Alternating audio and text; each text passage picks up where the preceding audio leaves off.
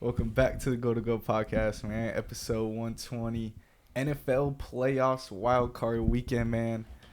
Little nice episode, man. We got the college football semifinals as well this week kicking off.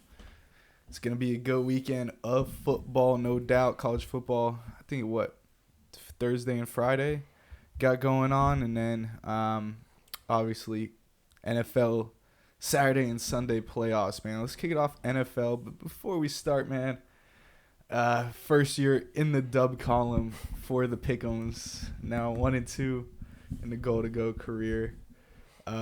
Just don't let me get one, man. What did Jaylen Brown say? Chargers Texans. First game up, man. Who you got? I'm going to pick the Chargers here in this game.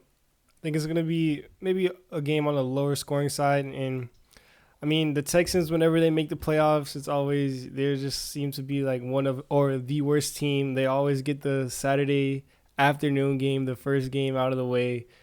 They are home against the Chargers, but CJ Stroud in this offense, especially with the weapons he's down, they've been really banged up. Offensive line hasn't been protecting him as much. And, you could say it's a sophomore slump for CJ. He hasn't looked as good as he did his rookie year. And the Chargers, on the other hand, Justin Herbert ended the season off strong. This offense is going. They got J.K. Dobbins back, and defensively, they're not the best group, but they really play good defensive football together. They play good team defense. They're coached well. Harbaugh came in and pretty much turned this organization around. So I think this Chargers team has what it takes. I think they can clearly go into Texas and beat a banged up, kind of limping in the playoffs Houston team. So, yeah, give me Justin Herbert and the Chargers here. You know what, man? I did have the Chargers. I like them on paper. I like everything about this Chargers team more. But you brought up a good point, man. The Texans always play that first game, man, and I got PTSD after last year, and everyone counted out C.J. Stroud and the Texans and absolutely demolished Joe Flacco in the Cleveland Browns. So I'm going to go with the Texans here, and I was joking with you that one meme of the guy that needs to go sign up for the Navy. Maybe he avoids it for one more year. I'm going to go ahead and take the Texans. I know. I like the Chargers, man. You mentioned everything, between Justin Herbert, obviously better quarterback play this year. With him, C.J. Stroud, slump year. Weapons have been banged up. This team just doesn't look like the Texans. You mentioned the target on their back they've had this year, not being sort of the underdog in a Cinderella story, but they've come a long way from Super Bowl favorites to start the season. I think they're able to get one here at home against this Chargers team who still can't seem to figure it out with Justin Herbert at the helm. Another short season for the Chargers. Steelers-Ravens in Baltimore. Who's your pick? This game feels like just an extension, don't even say wild card, just say week 19 and one of those meaningless games where you don't even have to worry about, the Ravens did have a 20-point spread against the Browns last week. I don't think it'll be that big, but definitely Ravens by double digits. Steelers, I talked about, how the Texans look. The Steelers are arguably even worse. You want to talk about just crawling into the playoffs, limping in, barely making it on their last leg.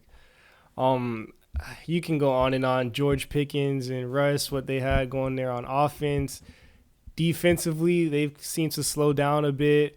It's just not looking good for the Steelers right now. And then you look at the flip side, the Baltimore Ravens and what Lamar Jackson and this offense has been able to do. And also I think the big part here is that defense is starting to play better as well. Pass rush getting there. Kyle Van Noy, he's having a career renaissance year over there in Baltimore. Kyle Hamilton, he's been banged up a bit, but when he's on the field, he's all pro level player. So there's some talent over there. Nate Wiggins, a good young rookie corner. So the way Lamar Jackson's playing this year, better than all his previous MVP years, it's going to be tough. I know there's a lot of stigmas around this Ravens team and Lamar Jackson going into the postseason and how he's performed. And, we'll get to that later on this episode. But I think they should have no trouble playing against the Steelers team here in the first round. Also, a team you're familiar with, played them twice already, so two teams that kind of know each other. I think the Ravens have a good beat on the Steelers and how to beat them. So I think the Ravens rest starters in this game. Let's just say that.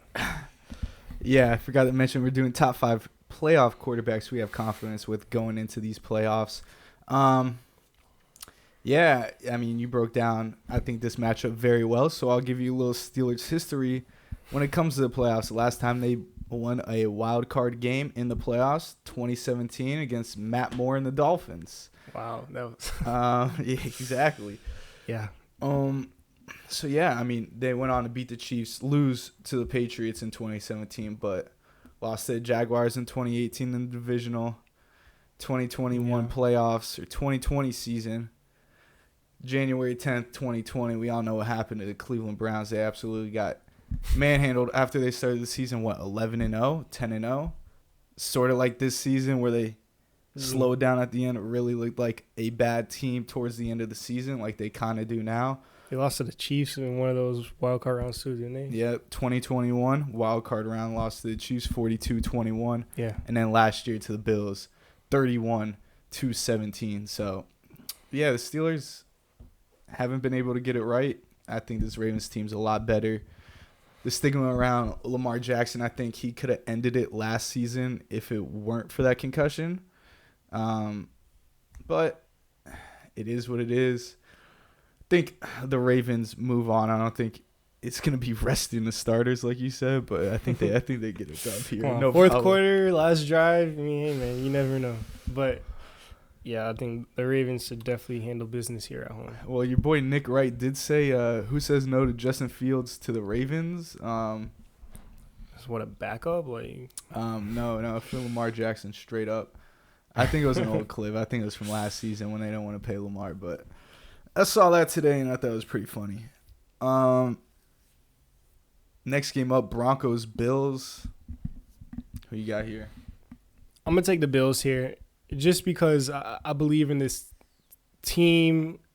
I wouldn't really say coach. I mean, even team could be a stretch at this point. But, I mean, Josh Allen, the way he's playing, what we've seen him be able to do so far this season, I think Josh Allen within himself can elevate this Bills team over the Broncos. But if I would say, like, out of, like, upsets, I would, or, like, an almost upset, I would just keep an eye on the Broncos. This Broncos team, they play really, really physical defense. I mean, it's going to have to be all Josh Allen because on the defensive side of the ball, you look what Denver has. Patrick Surtain, probably, I think he's still leading for Defensive Player of the Year. He's the odds-on favorite. He's had a lockdown season. That defense can get after the quarterback, and they create turnovers as well over there in Denver. They're coached up really well. And then offensively, Bo Nix and all these young guys, I know there's a big stigma. It's like, oh, this young team, they don't have any playoff experience, but I think you look at what Green Bay did last season as a perfect example as, you know, a young quarterback, a team that really has no playoff experience. They don't really understand how big the moment is, so they're just going out there just playing free, not really having any expectations and, you know, kind of just putting it all out on the field. And Bo Nix, he showed that he's a capable quarterback. I mean, he's put up some solid numbers. He's had some big games. He's made some big-time throws in the NFL so far. Sean Payton, my guy. I knew you were going to say that, but he's had, you know, a lot of success coaching this Broncos team in this offense. They've put up some numbers. So I think if Josh Allen doesn't have like a superhero game, maybe they can hang around. Maybe they can keep it close, a big explosive play here or there. But I do think ultimately here at home, Josh Allen himself will be able to pull off this win. And I think another kind of underrated part of this game is usually you look at Buffalo in the playoffs, that home field advantage where, you know, whenever the Dolphins are going up there or any of these warm weather teams, it's like they have no shot or whatever. I mean, the Denver Broncos, they play in Denver. So, I mean, the cold won't be as much of a factor. I don't think, you know, the fear of having to play in Buffalo outdoors and all that stuff will be that much of a difference for this Denver team. So I think Denver can keep it a game or so, maybe for the first couple of quarters, but ultimately, Josh Allen has just been on another level. So I think he makes one or two big plays, maybe through the air or definitely on the ground, the way he uses his legs in the run game. And it just becomes a little too much for this Broncos team to keep up with. Yeah, I'm right there with you. Surtain does lead minus 450 right now in DPOY odds. But go ahead and pick the Bills here as well. I think once again, we're on the same page, man. I think the Broncos team could win this football game. I would not be shocked whatsoever the way Bo Nix has played. You mentioned, sort of experience coming into this. Bo Nix played a lot of big games in his collegiate career, and no, it wasn't at the NFL stage. But he's a, rookie quarterback with years under his belt when it comes to starting football games at the quarterback position. You mentioned, them being Denver Broncos, playing in the cold weather.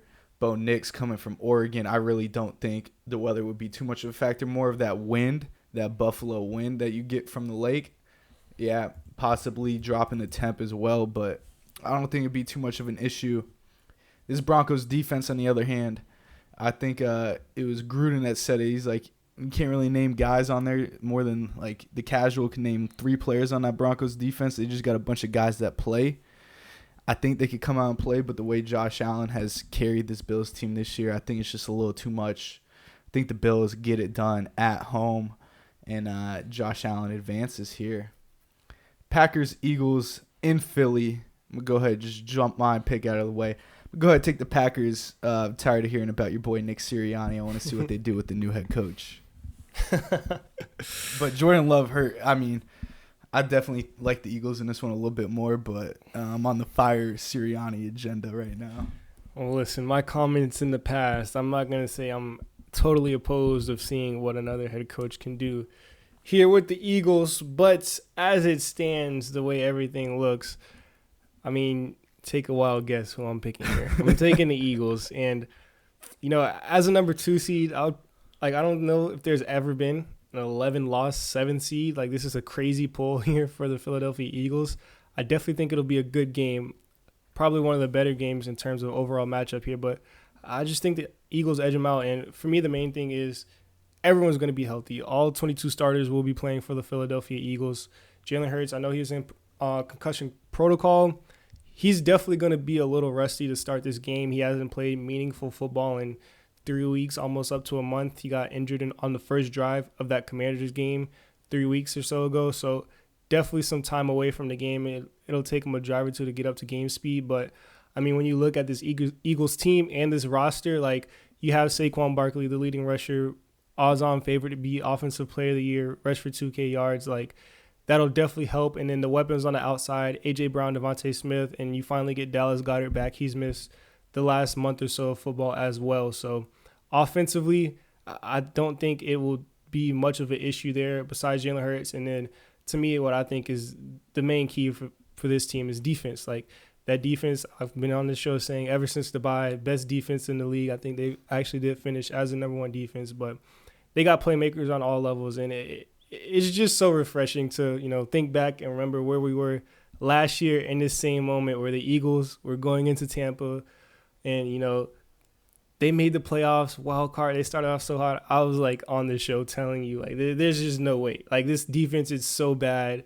There's no way they can get a stop against anybody. Like, it was just, like, lowest of the lows. Now it's the exact opposite. I probably have more confidence in the defense than I do with the offense. But, yeah, it definitely should be a good game. But I'm picking the Eagles here. And, frankly, I think right now the NFC is pretty much wide open. Like, any of these teams, I think, have a legit shot to come out of the NFC. So give me the Eagles here, and it's a good game against the Packers. Yeah, I think the Packers' injuries, man, if they were full speed, they've been banged up really all year. Obviously, second matchup between these teams, they played down there in Brazil. That week 1 game where it came down to Malik Willis throwing a Hail Mary at the end of the game. That came down to the wire, real good game. Almost like a whole different season for both these teams. What it seems like. I feel like that game, I don't even want to talk about it because it was like literally the first game of the season, but I think the Eagles pretty much controlled majority of that game. Like, we watched it together, actually.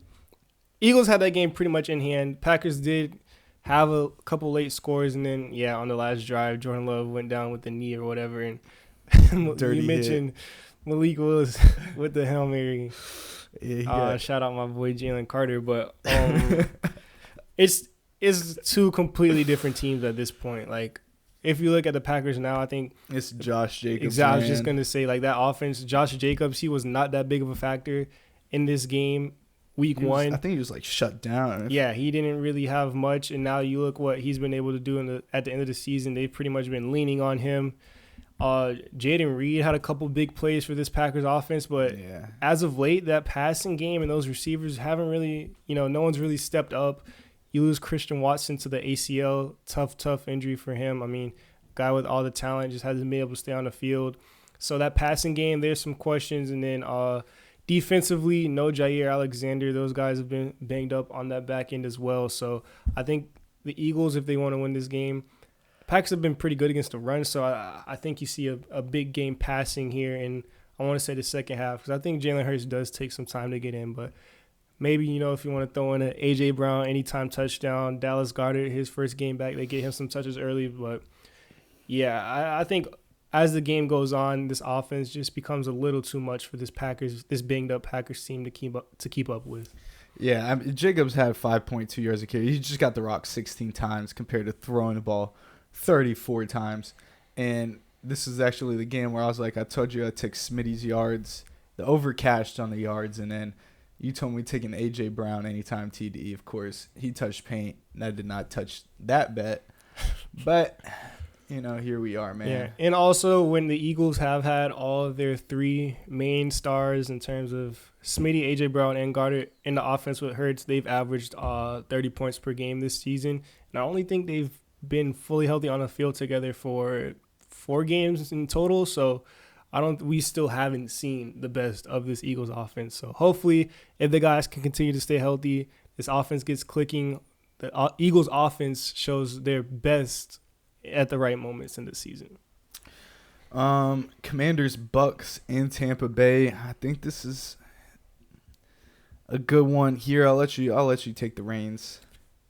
Yeah, this is also going to be another really, really fun game. There's probably going to be a bunch of points scored in this game. Like, you look at both of these offenses and what they're capable of with, I don't want to say underdog QBs, but you look at Jaden Daniels, like, yeah, he was a second overall pick in the NFL draft, but everyone came in like, yeah, Caleb Williams is the best quarterback.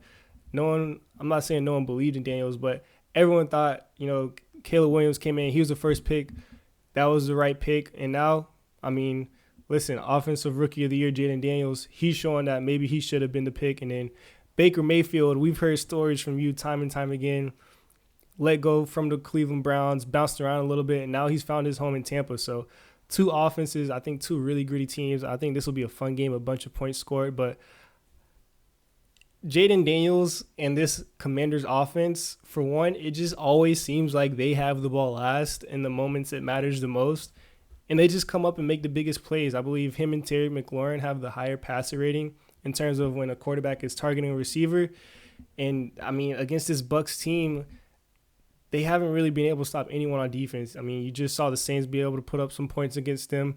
Bryce Young, it feels like they play like every single week. Ever since he came back from getting benched, I'm sure like 2 of his biggest games have been against this Bucs defense. So this Bucs defense has definitely been able to give some points, but I want to give credit to Baker Mayfield and this offense. Shout out Bucky Irving. He's been super explosive, kind of a game changer for this Bucs offense. And Mike Evans down to the very, very wire, getting his 1,000 yards, man.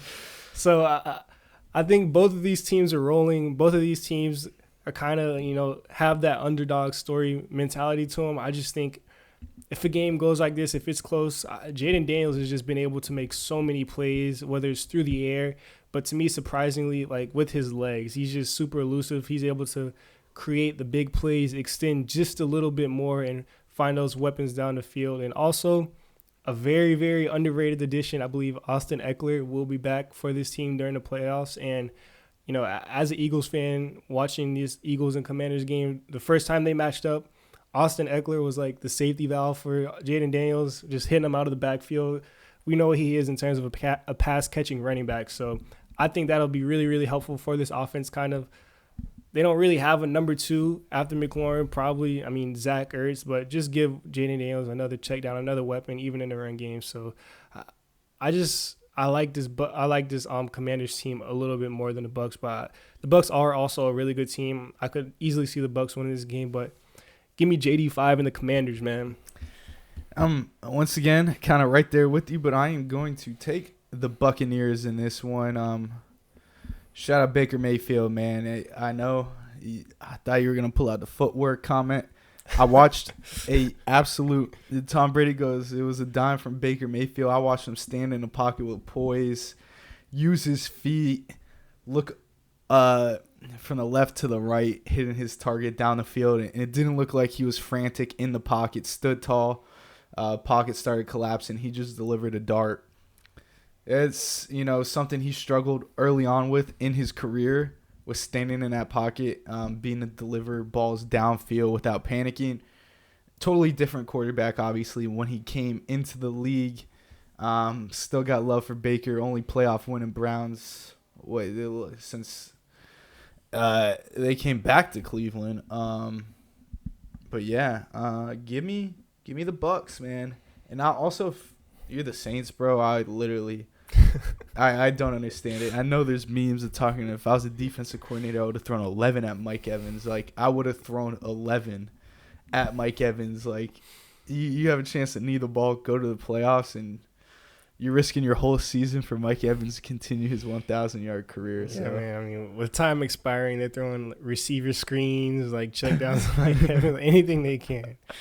Yeah, that was. I mean, hey, man. Shout out to Mike Evans and his incentives. I thought it was pretty insane, but I would have just loved to play the villain if I was a defensive coordinator. Give me the Bucks, man. Tampa's gonna be rocking. Maybe they go to the NFC Championship game.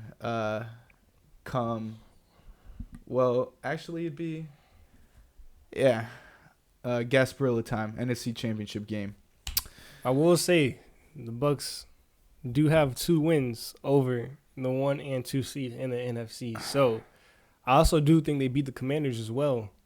Don't know if they played the Vikings or Rams, or if they did. I don't remember those outcomes. But in terms of playoff teams, they beat the Eagles, they beat the Lions, and they've already beaten the Commanders. So, hey, just putting that out there. Last game up, man. Vikings, Rams. You go ahead with your pick here.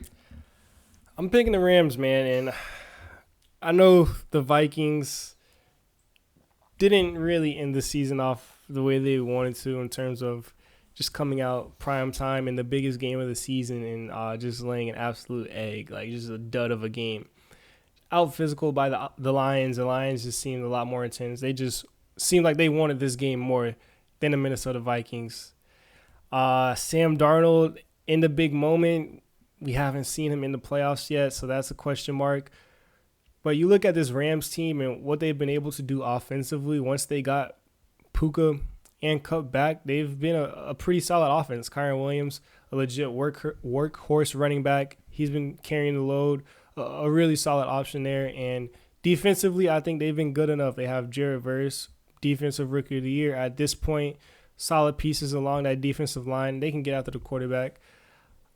Sean McVay, just what he does, we've seen him time and time again in the playoffs. Come to the end of the season, we know this is when he coaches his best football. So for the Vikings, it's a good story, man. No one expected him to be here. I think me and you, I believe we had him finishing last in the division coming in the beginning of this season. So I think even if the Vikings do make it this far and lose in the first round, I think it's a success of a season because coming in, no one thought they'd be this good. I mean, no one thought Sam Darnold would turn around and have his name up in MVP conversations with Lamar Jackson and Josh Allen.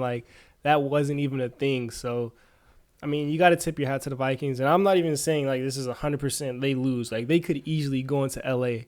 and win this game 100%. But to me, Matthew Stafford, those weapons on the offense, they got to rest their starters last week, whereas the Vikings, they just played the biggest game coming off of a horrible loss. I'm sure injury-wise, emotional-wise, it took a toll on their body. They maybe not injuries, but they're going to be a little beat up, whereas the Rams, Cooper Kupp, Stafford, those older guys, those veterans, Puka, he's been banged up.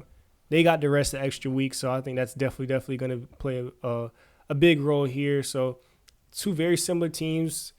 O'Connell from McVay's coaching tree, so two guys that have a lot of similarities there.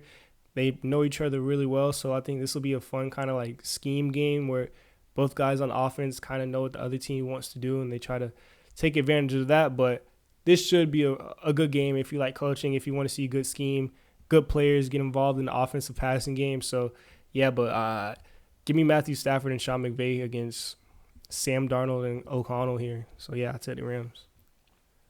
Yeah, and for the Vikings, I'm not surprised if they could pull off a win in LA here. You mentioned biggest game of the year in front of everybody. Feel like that could be fuel towards this game to come out there and prove with the chip on your shoulder. No one expected them to be here. I mean, they went from the first seed to playing a road wild card game based on, one Monday night performance in the last game of the year. So the script could have been flipped. They could have had the bye. But here they are. They're playing the Rams in LA. I really don't think that field matters. We talk about it all the time, but I just got Matthew Stafford, man. That's who I'm rocking with. Think he just outduels him, and I guess we'll get into why in these top 5 confidence picks when it comes to quarterbacks, because that's going to wrap up our wild card weekend pick'ems, man. I also did have the Vikings somehow finishing behind the Bears at 5-12, so that just goes to show you. Shout out the Vikings, man. They deserve what they got this season because we had them real low. Top 5 confidence of playoff quarterbacks is who you like heading into the playoffs, man. Let's go. What do you want to do? I feel alternate from 1 to 5 or 5 to 1? I was gonna say 5 to 1, but okay. I feel like everyone knows number 1. Oh, let's go 5 to 1, man. Okay. So I do 5, you do 5, we'll alternate like that. All right, cool. Number 5, I definitely think the end of this list was a lot tougher than the top. We'll get into that, but number 5, I went Stafford, man. Matthew Stafford, we kind of just touched on it with the last game. In terms of having confidence in, I mean, a quarterback that's pretty much seen every single thing there is to see on the football field, and you have to take into consideration who that coach is and the offensive mind and how well they work together with those weapons around him. But we've seen Matthew Stafford perform on the biggest stage. He has the Super Bowl ring, the playoff success. I mean, you would feel like this year he'd take a step back just because of the age and stuff, him being one of the older quarterbacks, but he's still out there slinging it. He's still throwing the ball all over the field. He still has that big arm that, he had coming in with Detroit. And I think once you get into the playoffs, we talk about, these one-game scenarios where you just got to have a quarterback go out there. Can he make the big-time throws? Can he sense the pressure? I think Matthew Stafford can do all that. So I got Matthew Stafford at number 5 for me. Yeah, man. I think my list is going to shock some people because number 5, man, I got Josh Allen. Big arm guy. I mean, this is confidence of just strictly quarterback. I love Josh Allen. Big moments in the playoffs. He's fallen short each and every single time.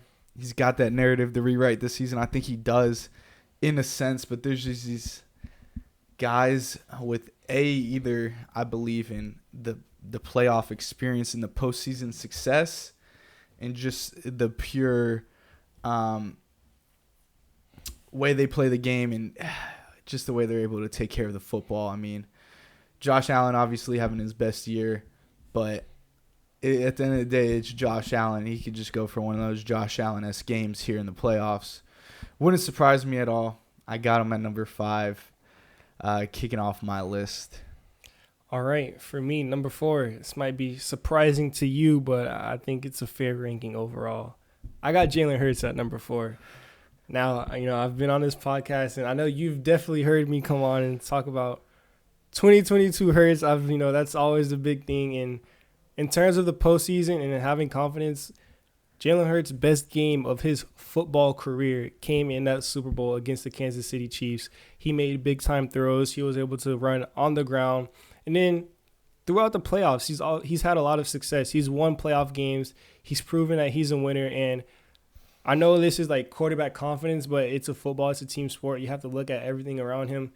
You look at the weapons. Now, maybe not the most confident in Nick Sirianni as a head coach and what they got going on over there. But in terms of if you need a big play on the ground, through the air, with those guys around him, Jalen Hurts has proven that he can win games in the postseason. And on the biggest stage in football, we've seen him have the best game of his life. After that Super Bowl, we came on here, everyone was talking about, is he a top 5 quarterback? Is he up there with Lamar Jackson and Josh Allen? And I think if Jalen Hurts is playing at his peak, you can put him on that level of some of those top elite tier guys. And we saw him hit that level in the biggest moments. So if he can recreate that and kind of get back to playing at the height of his or the peak of his abilities, I don't think it's crazy to say that this Eagles team can win the Super Bowl. So I got Jalen Hurts here at number 4.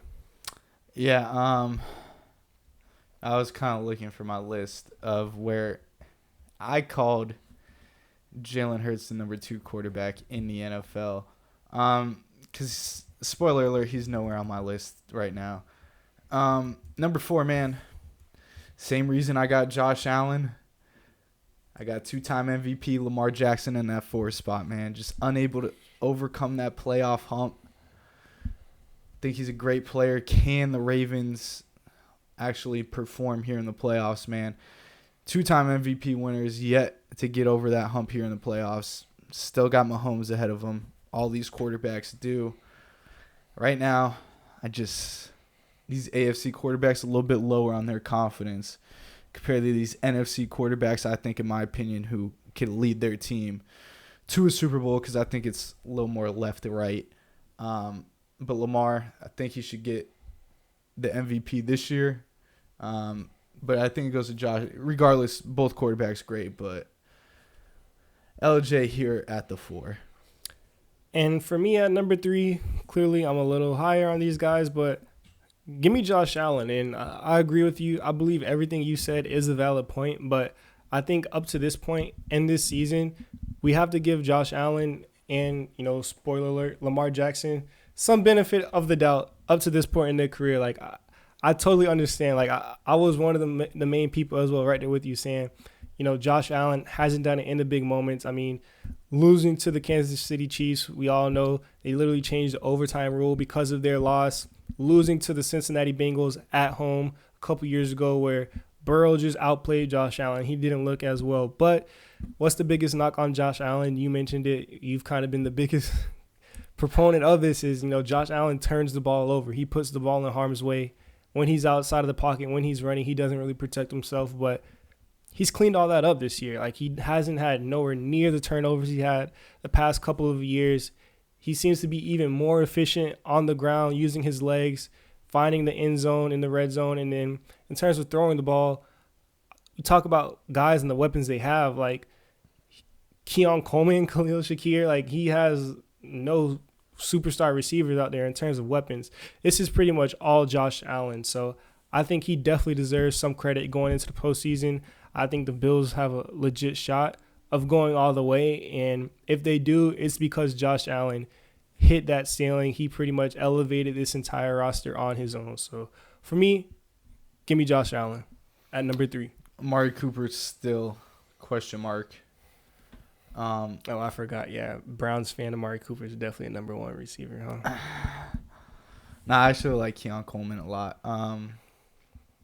Number 3, I got Matthew Stafford, man, Super Bowl champion. He was able to get it done with the, obviously much better defense at the time.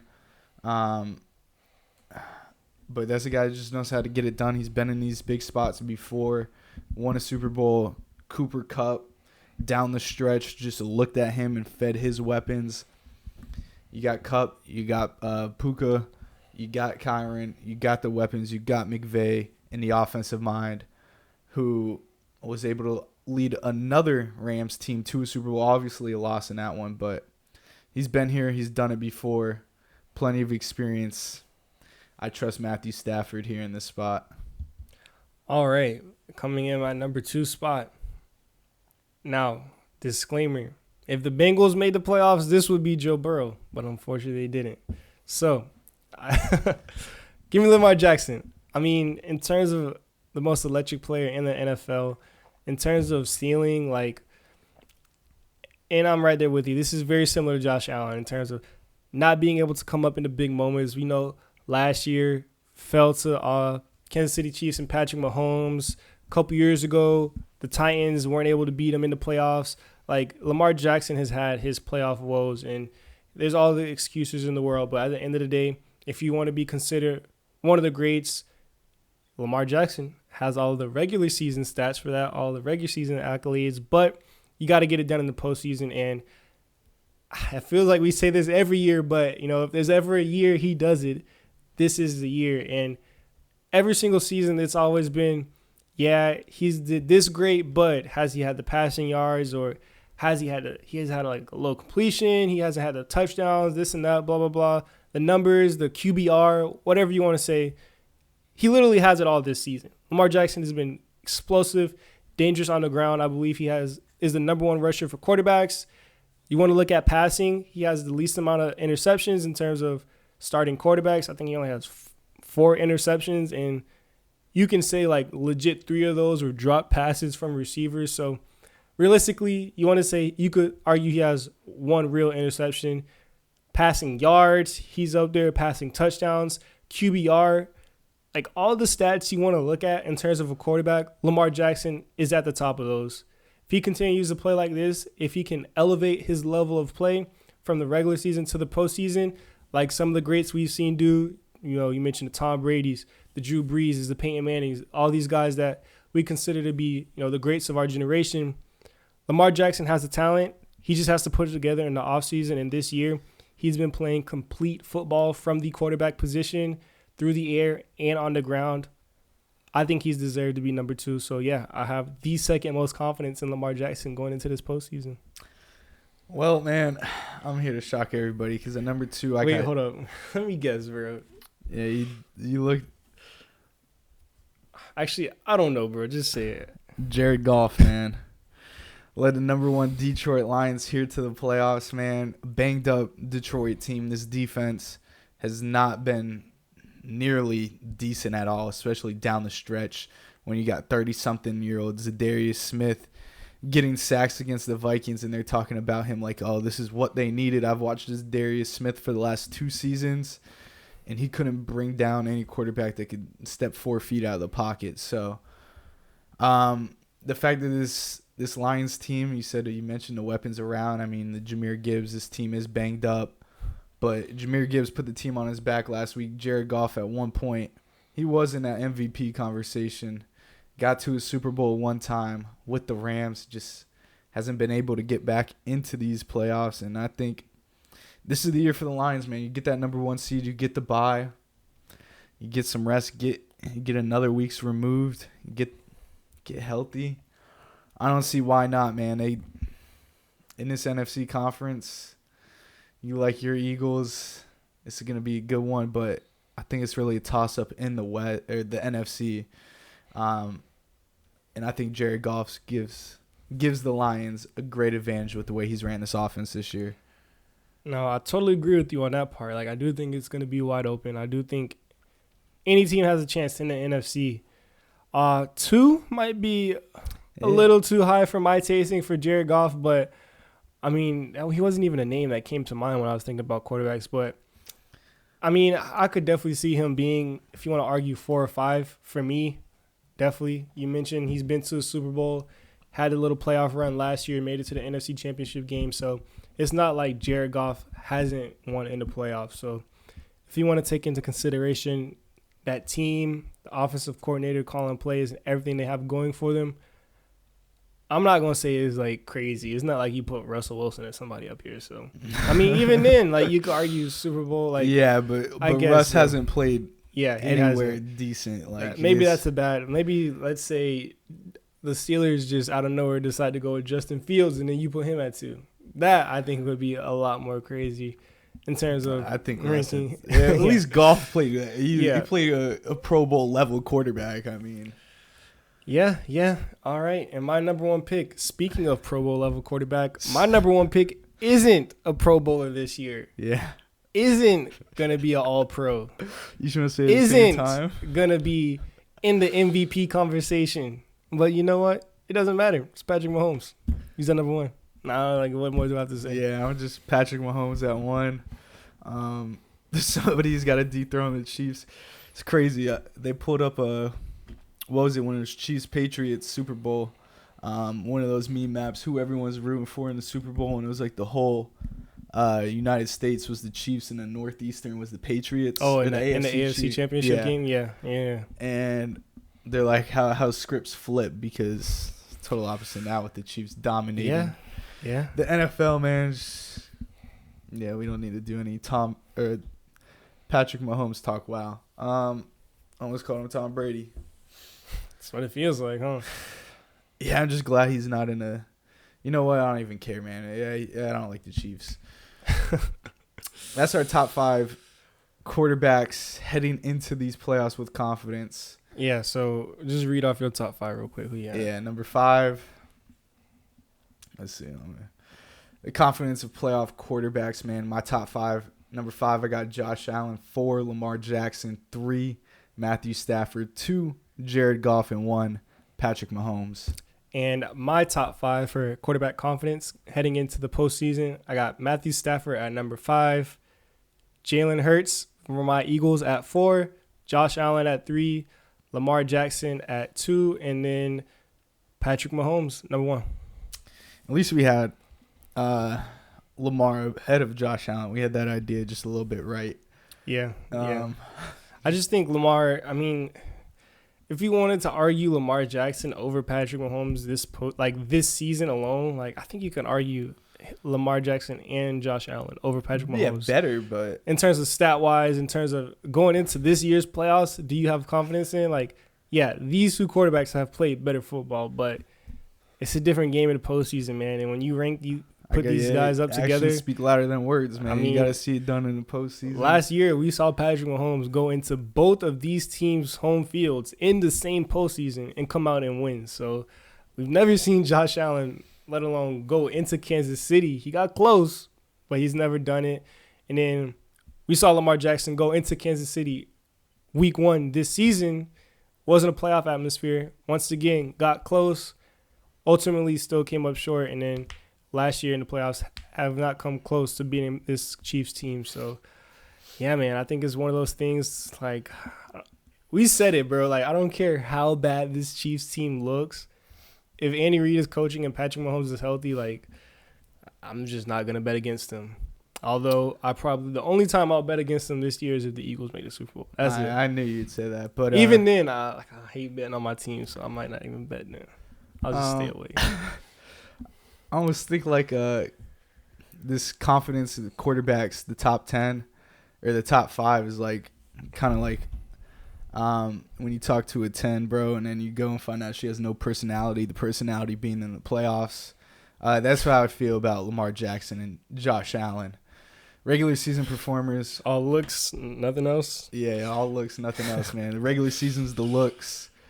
You got to have a little personality in the playoffs to get to a Super Bowl. And so what would Patrick Mahomes be comparison-wise to you? I'm saying, like, he's got personality. Like, if we're putting him on that, he might be like a 7 this year, but, you know, got a little personality to him, bro. So you can have a conversation. Maybe, you know, was maybe a 10 in the past, yeah, slowed down a little bit, but the personality started there. It started like, you know, focusing on other things other than, and there's hope that, you know, you can get back to that elite potential. Like there's still something in there you believe in.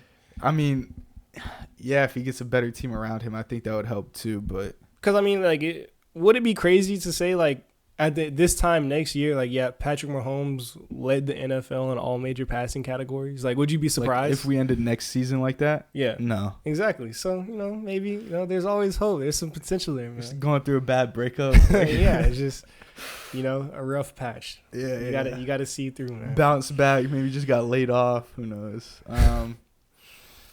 Came back from the Miami girls trip. Just, you know, a little bit different.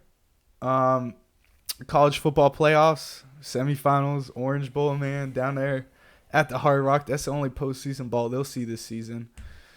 Penn State, Notre Dame, man. I honestly like this matchup a little bit better. I think I came into this postseason hating on Notre Dame.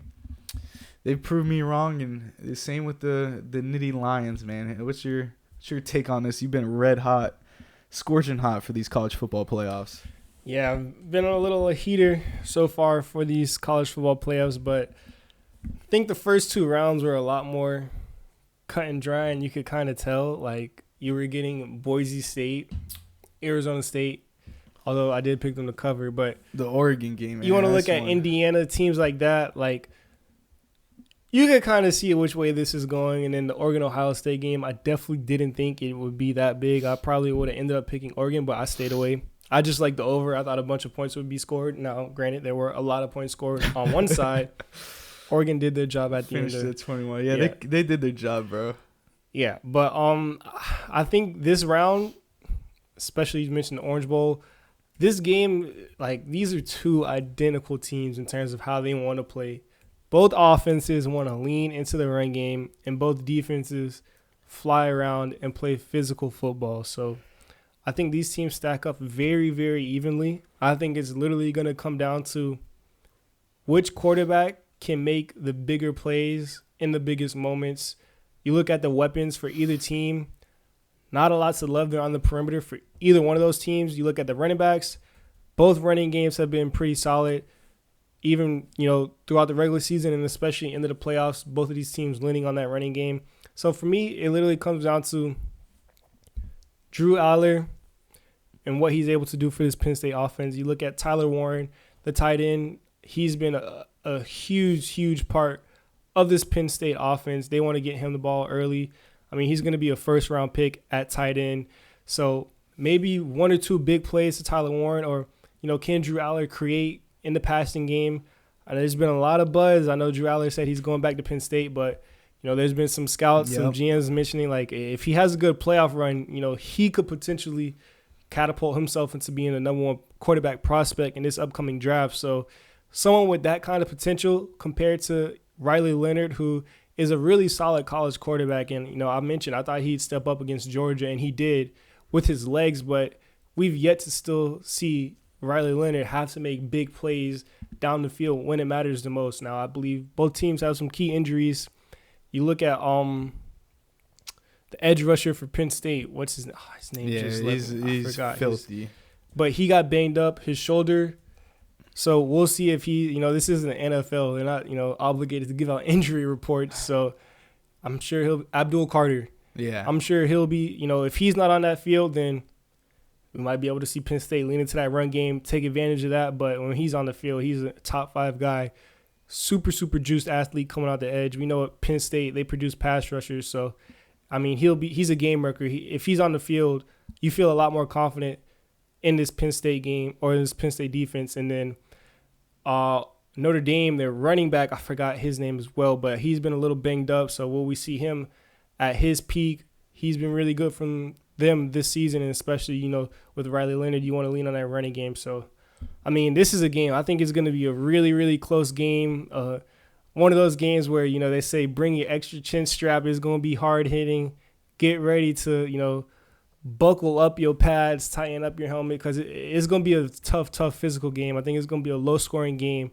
Not a lot of points. Two defenses that have shown that they can make plays when they need to the most, but I got Drew Aller. I think he makes a couple of big-time throws when they need it the most, and I think Penn State edges out a very close one here. But in terms of betting, I'll probably take the under in this game, and then, I believe the line's at 2.5, so I would take Penn State with the points here. But, this is going to be, if you enjoy watching physical defensive football, you like watching the line and, like, dudes just hate each other, this is going to be a really physical game. So it should be a really good one on Thursday. Yeah, I'm right there with you. I think Drew Aller and his draft stock, you mentioned kind of riding on this CFP, returning to Penn State. If he goes on a run, I think that'd be the wrong decision. He could catapult himself into the first round easily. They're saying like first pick, like above Cam Ward and Shador. Like scouts that think he can be above both of them. So, unless I'm hearing smoke, so I heard the Titans are just locked in on Cam Ward. I have seen that as well, and I think he's the odds-on favorite. But yeah.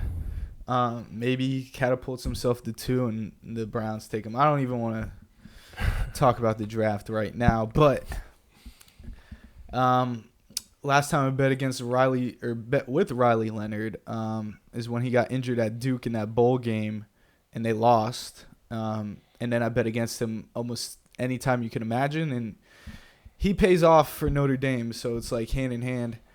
At the end of the day, I'm not a firm believer in that bald-headed coach over there at Penn State, man. James Franklin. I'm not buying it, man. Give me Riley Leonard in this fighting Irish team.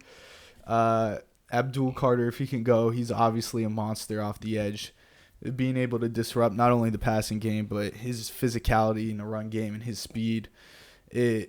He's solidified himself in this draft as, probably the first edge rusher off the board and maybe defensive prospect, all in all. So we'll see about that. But that is the one thing I was going to say. If there's anything that is a little shaky, because I've come on this podcast the past couple rounds, and what have I always said? It's like Penn State, they win the games they're supposed to win.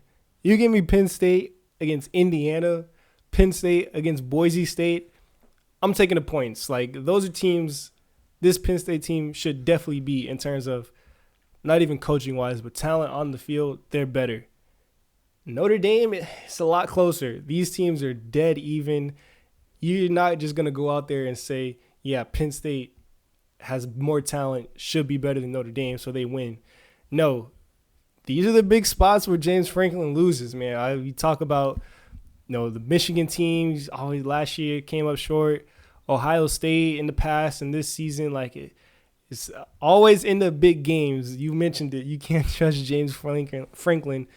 I don't blame you. They always seem to come up short, and that's the one thing that has me worried. And Freeman, head coach for Notre Dame, the way he coached in that Georgia game, those guys, they rally around him. He's had some creative plays. You look at what they did on fourth down and got the offsides, got the free play against Georgia. They seem to be well coached, special teams, big kickoff return there. So you can kind of see where Notre Dame is really, really well coached, and not based on just offense, defense going out making big plays, kind of stuff in between the lines, the smaller things that matter. Whereas in the big moments, James Franklin doesn't have the best track record. So I know it is shaky going with him here. I don't have the most confidence, but if I had to pick a team to win, I would say give me Penn State in a very, very close one.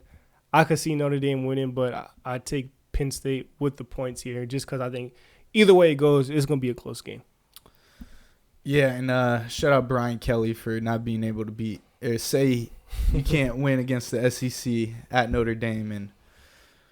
And clearly he was way wrong in there, being a great coach and already getting surpassed in his coaching career at Notre Dame.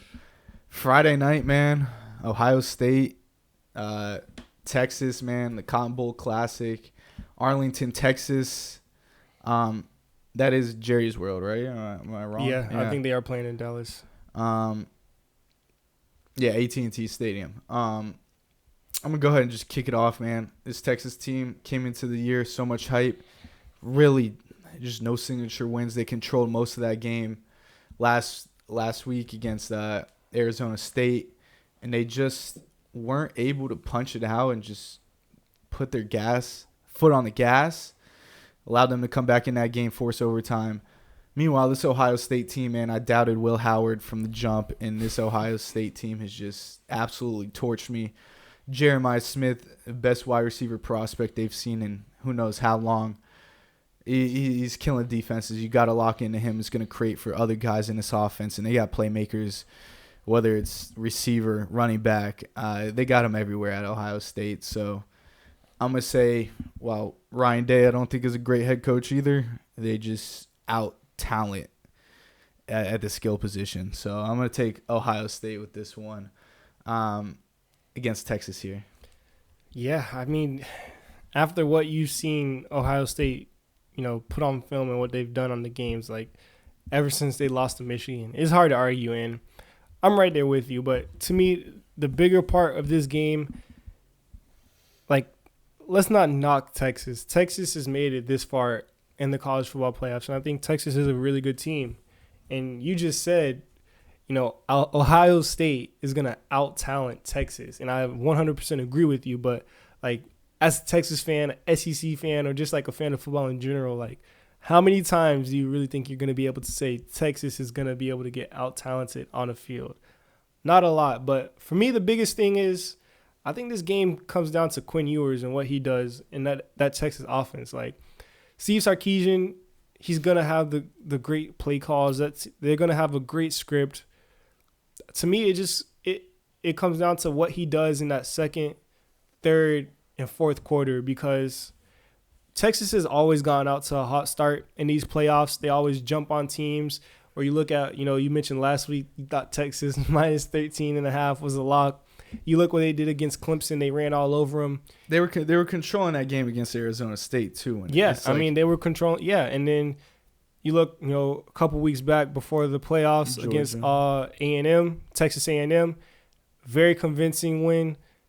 Got off to a hot start. Now, when they went up against Georgia, a team on the same talent level as Texas, it got a little shaky. But if Quinn Ewers can come out and play, because you look at that Arizona State game, what he was able to do down the stretch, create, play when it matters the most, turn up the intensity. But in the middle of these games, it's like they always let teams come back in. Quinn Ewers always has an interception, or like he misses a couple throw, or that run game can't really get going. And it's just like it feels like there's something missing here.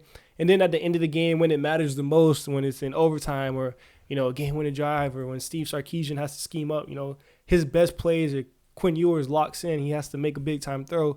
It seems like it happens, but it's that lull in between to where it's like I don't have a lot of confidence in them. This Ohio State team, after losing to Michigan, man, you mentioned it. Like, where do you want to start? Will Howard, he's playing the best football of his career. They legit have, 3-4 NFL caliber wide receivers. Jeremiah Smith would be the top pick in, the next 3 drafts up to the one he's eligible to get drafted in, including this current one. Emeka Egbuka, arguably, late first round, early second, top 40 guaranteed pick in the NFL draft at receiver. 2 NFL caliber running backs. And then defensively, Caleb Downs, the best player on their defense, the safety. He's not even draft eligible. Like, they got depth along that front line. The one place I do think they're a little weak is corner, but, when you have everyone else playing at such a high level, those long corners that maybe have trouble in coverage or get penalties, they can play aggressive, play the way they want. It's going to be a tough game, man, but I'm with you, dog. Like, I just don't trust Quinn Ewers and this Texans team to be able to go out to a hot start and hold on to it as long as we've seen Ohio State playing the way they are. Like, Jeremiah Smith, legit a one-play touchdown threat anywhere on the field.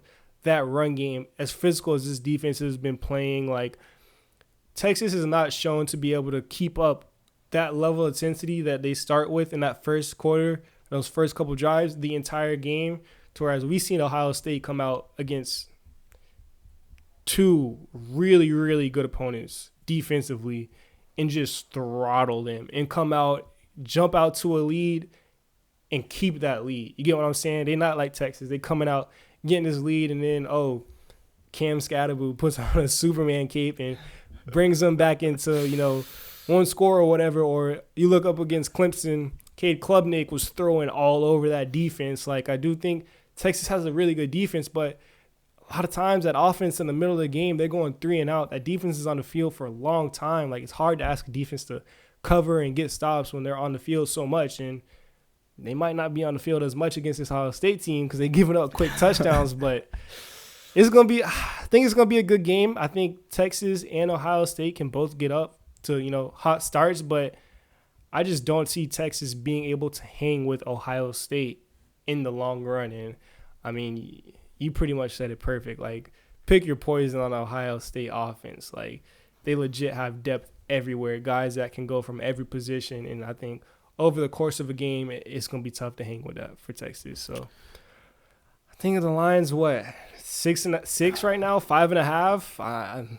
I think that's too low. I legit think it could be like a double-digit win. It's not crazy, and would you be surprised if Ohio State came out and won by 3 scores? No. I wouldn't. Exactly. So, I was literally gonna say I've been ice cold in my college football picks that have come from me and myself, and it is 5.5. But I was literally gonna say I was gonna add a little alternate and add some points to get some better odds on that spread. That's how confident I am in this Ohio State team. Just being the fact that Texas, you said, they've had chances. Georgia, look what happened to them last week, right? Mm-hmm. Second half, no Carson Beck against Texas. Gunnar Stockton comes in, turns the ball over. What does Quinn Ewers do? Gives the ball right back to Georgia. He had a chance to close that game, and they lose in overtime. It's things like that. Texas, they just have not. They haven't played many good teams this year, and when they have, they haven't won either. So the only thing I will say is, and I don't know why this hasn't been done like earlier. Maybe we see a little Arch Manning. Maybe he comes in like to give a spark or whatever. I knew you were gonna say. I mean, bro, this is I know that's what Texas fans want, bro. Right like now. This isn't the NFL, bro. I thought the Justin Fields and Russell Wilson thing was the dumbest thing ever. Like, you can't have 2 quarterback systems, but in college, like this is literally where this is where it originates from. Like, if you need a spark, even if he comes in and like just like runs a couple read options or throws a couple passes, like just something to throw the defense off because. I'm with you, bro. I think Ohio State has more talent on both sides of the ball. So you're not going to be able to just line up and snap the ball and beat Ohio State, I don't think. So they're going to need something. They're going to need to find a wrinkle. They're going to need, a trick play or Arch Manning to come out and break off a long run. They're going to have to definitely get in their bag. Steve Sarkisian is definitely going to have to prove why he's one of the best play callers in college because – you're going to need to scheme some stuff up against Ohio State. You're not going to be able to just line up and beat this Ohio State team the way they're playing right now. Get Matthew McConaughey out there, Big X the plugs running some routes. That's what something. They need. They need something, yeah, for sure.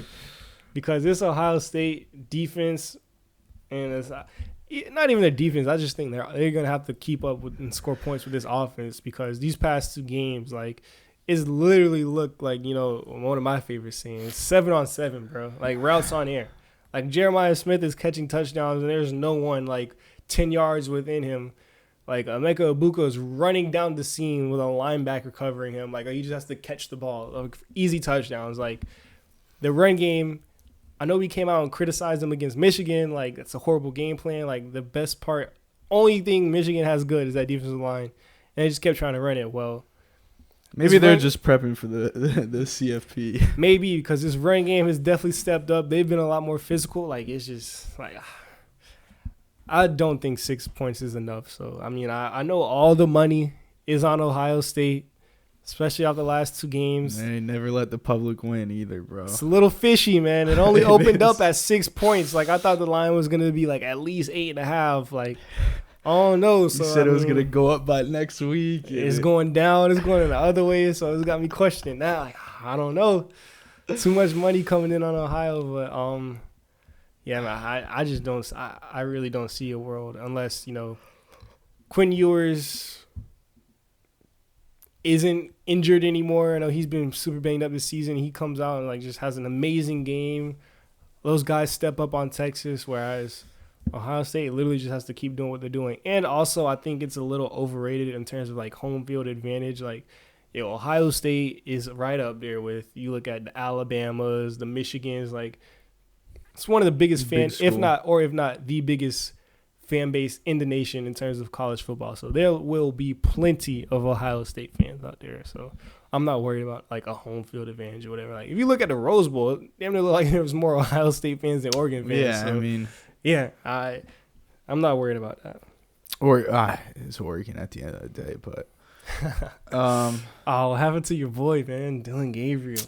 Man, it wasn't his fault, bro. He saw that boy had 3 seconds. Nah, not even 3 seconds. He was pocket collapsing all game. He obviously didn't play too great, but Oregon did not help him whatsoever. Yeah, Ohio State, that D-line, Jack Sawyer, applied a lot of pressure. Go, episode 120, man. Go pod on TikTok and everything. NFL wildcard weekend, college football semifinals. And then obviously we'll get into the divisional round. And I think there's a week off for the college football playoff, or is it I think there might be a week. Yeah, January 20th. So 10 days. It's going to be on a Monday. Yeah. It's going to wrap up episode 120 until next week, man. Peace.